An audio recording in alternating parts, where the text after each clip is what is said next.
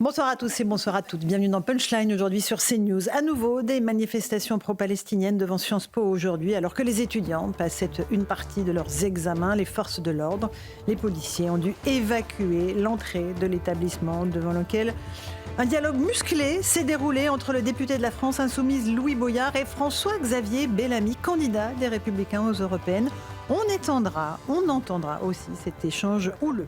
On va s'intéresser, si vous le voulez bien, à ce qui s'est passé à nouveau devant Sciences Po aujourd'hui, avec des manifestations pro-palestiniennes. Il y a eu une tentative de blocus à nouveau de l'établissement de la rue Saint-Guillaume. On va rejoindre nos envoyés spéciaux, Célia Barotte. On va voir des images d'abord de ce qui s'est passé avec les policiers qui, évidemment, une fois de plus, Denis Jacob, ont dû intervenir en douceur, parce qu'évidemment, la hantise des policiers, c'est qu'il y a un blessé et qu'après, évidemment, on érige un martyr de cette cause, surtout devant l'établissement de Sciences Po. Voilà, il y a des slogans qu'on connaît, malheureusement.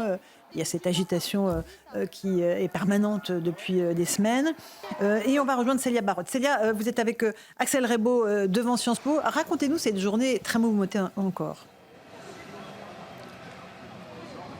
Eh bien Laurence, à 17h, pour vous faire un état des lieux, la situation est revenue à la normale. Comme vous pouvez le voir sur les images d'Axel Rebaud derrière moi, les étudiants qui, eux, n'ont pas manifesté et qui sortent tout juste d'examen sortent dans le calme. Plus aucun drapeau, plus aucun slogan, plus aucune pancarte. La situation est revenue à la normale rue Saint-Guillaume. Et pourtant, cet après-midi, après un premier blocage dans la matinée qui a donné lieu à 2 interpellations, les manifestants pro-palestiniens sont revenus rue Saint-Guillaume devant les locaux de Sciences Po pour bloquer, pour manifester, pour scander des slogans pro-palestiniens. Une manifestation, une mobilisation qui a été soutenue par le député Louis Boyard qui ensuite a fait un face-à-face avec son homologue François-Xavier Bellamy des Républicains. Un face-à-face écouté puis scandé. Il y avait vraiment une opposition tant politique qu'étudiante sur place. Et puis les forces de l'ordre ont procédé après plusieurs sommations à une évacuation rapide et efficace. Certains manifestants ne souhaitaient pas partir des lieux, ils sont restés au sol, mais aucun incident n'est à déplorer. Pour l'instant, nous n'avons pas connaissance d'interpellation. Le calme est donc revenu ici, rue Saint-Guillaume. Merci beaucoup, Célia Barotte, avec Axel Rebaud sur place. Un tout petit mot, Denis Jacob, c'est les policiers, une fois de plus, qui ont fait le boulot. Oui, qui ont évacué les jeunes. Nous sommes là pour ça, c'est-à-dire que ce genre d'attroupement n'est pas déclaré, donc c'est une manifestation de voie publique illégale, et dès lors qu'elle est illégale, notre travail, alors bien évidemment sur instruction des autorités du ministère de l'Intérieur, notre travail, c'est de mettre un terme aux troubles à l'ordre public, aussi pacifiques soit-il, mais dès lors qu'il y a une occupation de la voie publique, c'est une manifestation, elle est soumise à autorisation préfectorale. Il ne me semble pas que ce soit le cas dans cette situation, et donc on est là pour y mettre un terme, et on évacue du mieux qu'on peut, si possible, en douceur. D'ailleurs, on voit sur les images que nos collègues ne sont pas en tenue de maintien de l'ordre. Non, ils n'ont pas le casque, ils n'ont pas le bouclier. On n'est pas là pour déblayer un coup de... Et ils sont pacifistes en face, il faut le dire aussi. Oui, complètement. Donc il n'y a pas de risque de troubles violents, et donc les policiers ne sont pas habillés de leur tenue de maintien de l'ordre. Hommage au travail des policiers dans ce cas-là.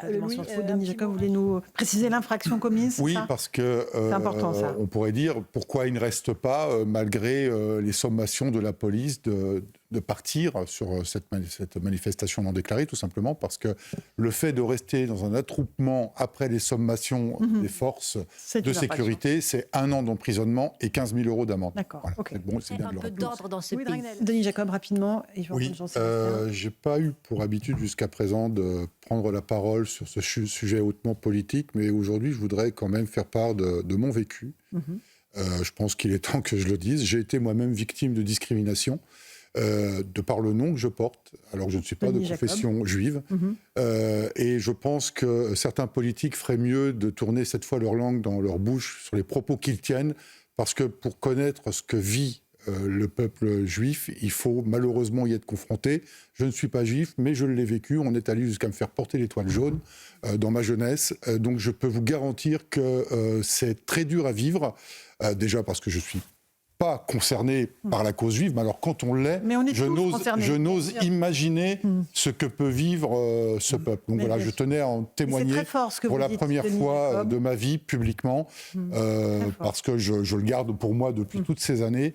Et voilà, je voulais Et en on vous sent témoigner très ce ému. soir. On vous Oui, sent parce très ému que ce c'est soir. quand vous avez 18 ans, que vous faites votre service militaire et que votre bizutage consiste à vous faire marcher à quatre pattes avec l'étoile jaune, avec une ceinture autour du cou. Oui, il faut le vivre.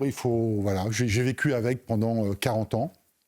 Aujourd'hui, je voulais en témoigner parce que je trouve irresponsable certaines prises de position qui sont faites aujourd'hui. Alors moi, je dénonce tout ce qui peut être fait dans la bande de Gaza, bien évidemment. Personne ne peut cautionner la mort d'enfants. Mais il ne faudrait peut-être pas oublier qui a commencé et quelle a été la conséquence de l'attaque qu'a subi le peuple israélien. Prise de parole très forte de Denis Jacob. Vraiment, merci de ce témoignage.